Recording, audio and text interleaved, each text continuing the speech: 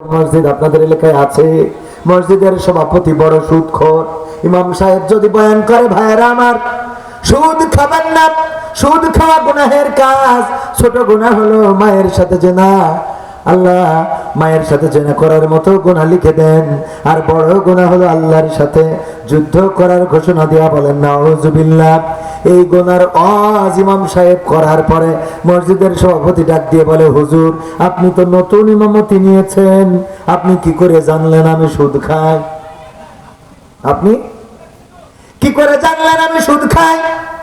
হুজুর বলছে, আমি তো জানি না, আমি শেরপুর থেকে এসেছি যশোরে ইমামতি করার জন্য, আমি কি করে জানবো আপনি সুদ খান? বলল, নিশ্চয় আগের সভাপতি আপনার কানে বলে দিয়েছে, কারণ আগের সভাপতি বাদ যাওয়ার পরে এখন ষড়যন্ত্র শুরু করেছে। হুজুর আমি সুদ খাই, কিন্তু দানবীর কন্যা, মাহফিলে টাকা দিই, মসজিদে টাকা দিই, মাদ্রাসায় টাকা দিই, সব জায়গায় আমি টাকা দিই, আর আমার নাম থাকে উপরে। দয়া করে আপনি সুদের বয়ান করবেন না, এটা যে মাথায় রাখবেন, যদি সুদের বয়ান করেন তাইলে আইসেন জামনে পাঠাবো হেমনে। হুমকি দেওয়ার মতো আছে না নাই? পরের সপ্তাহে হুজুর বয়ান করলো, ভাইরা ঘুষ খাবেন না, ঘুষ খাওয়া খারাপ কাজ, এটা এমন গুনাহ।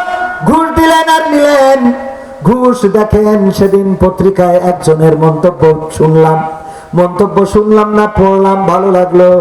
বলেছে একজন হিন্দু, তিনার কাছে শুকর খাওয়া, তিনার কাছে গরু খাওয়া হারাম। তিনার কাছে কি? গরু খাওয়া।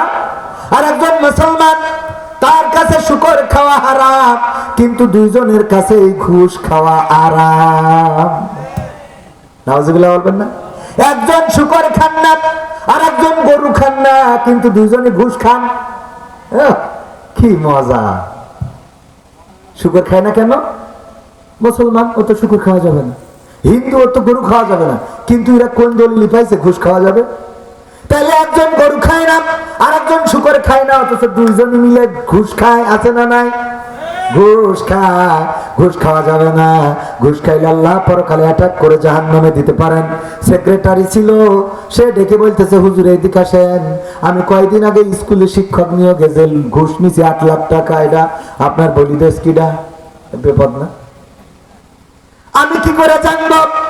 তাইলে আপনি ঘুষের ওয়াজ আজকে করলেন কিভাবে?